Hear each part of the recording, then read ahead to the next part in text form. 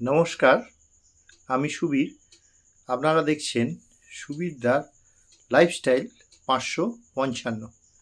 আজকের বিষয় বাস্তুমতে রান্নাঘরের রং।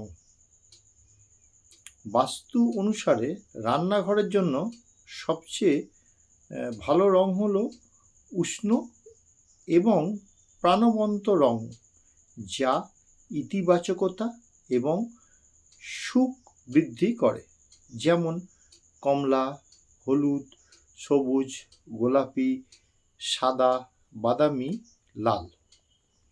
এবার বলছি রঙগুলো কেন ইউজ করা ভালো। কমলা, এটি অগ্নি উপাদানের প্রতিনিধিত্ব করে এবং দক্ষিণ পূর্ব দিকের জন্য এটিকে চমৎকার বলে মনে করা হয়, যা বাস্তু অনুসারে রান্নাঘরের জন্য আদর্শ।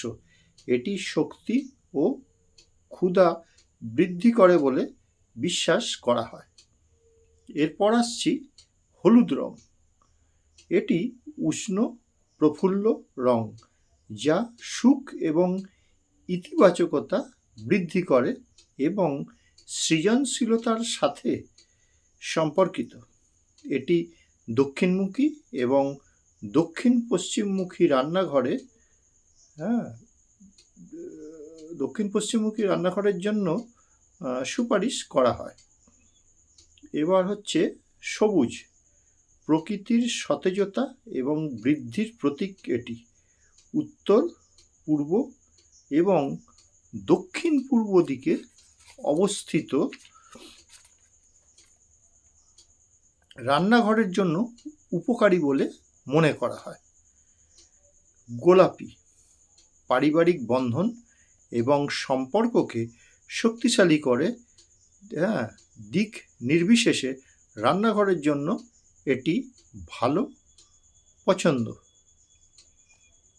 সাদা, পবিত্রতা, পরিচ্ছন্নতা এবং সতেজতার প্রতীক। এটি শান্ত প্রভাব আছে বলে বিশ্বাস করা হয়। এটি একটি বহুমুখী পছন্দ। বেশিরভাগ মানুষই সাদা রং করে, কিন্তু রান্নাঘরের সমস্যাটা কোথায়? সাধারণত তেল মশলার ব্যাপার থাকে, ঠিক আছে, এইগুলোতে হলুদের থাকে, ছোপ পড়ে যায় বা যায়, যার জন্য অনেকে এটা করতে চায় না, কিন্তু বেশিরভাগ মানুষই এই সাদা রংটা পছন্দ করেন। আচ্ছা, এবার বলছি বাদামি। ভালো করে শুনবেন। বাদামি বলতে ঠিক বাদামি কালার, ডিপ নয় কিন্তু হালকা আর কি।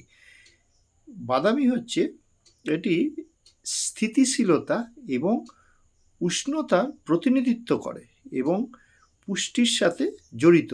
দক্ষিণ পূর্ব এবং দক্ষিণ পশ্চিমে রান্নাঘরের জন্য এটি একটি ভালো পছন্দ। এবার হচ্ছে লাল, আগুনের উপাদানের সাথে সম্পর্কিত আরেকটি রং। লাল পরিমিত পরিমাণে ব্যবহার করা যেতে পারে, বিশেষ করে দক্ষিণ পূর্ব দিকে। এবার যেটা বলছি সেটা হচ্ছে এড়িয়ে চলার জন্য রং, ঠিক আছে, সেটা হচ্ছে কালো। অন্ধকার এবং নেতিবাচকতার অনুভূতি তৈরি করতে পারে, তাই কালো রং রান্নাঘরে ইউজ করবেন না। গাঢ় ধূসর, কালো রঙের মতো এটি ইতিবাচক শক্তি আটকাতে পারে। এবার হচ্ছে গাঢ় নীল, রান্নাঘর ঠান্ডা এবং অপ্রীতিকর মনে করতে পারে।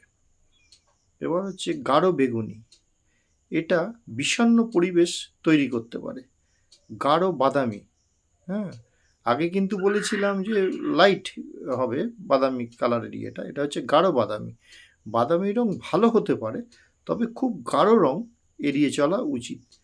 আর এছাড়া হচ্ছে কি অতিরিক্ত উজ্জ্বল ছায়া অপ্রতিরোধ্য এবং বিভ্রান্তি করা হতে পারে, তাই রান্নাঘরে সব সময় যে রঙগুলো আগে বললাম ওইগুলোই করবেন। আশা করি ভিডিওটা আপনাদের ভালোই লাগবে। সাবস্ক্রাইব করবেন, আমারও ভালো লাগবে। মতামত অবশ্যই জানাবেন, ঠিক আছে। আপনারা ভালো থাকুন, সুস্থ থাকুন। আজ গুরু পূর্ণিমা, গুরুদেব আপনাদের মঙ্গল করুন, ঠিক আছে, ভিডিওটা এখানেই শেষ করছি। নমস্কার।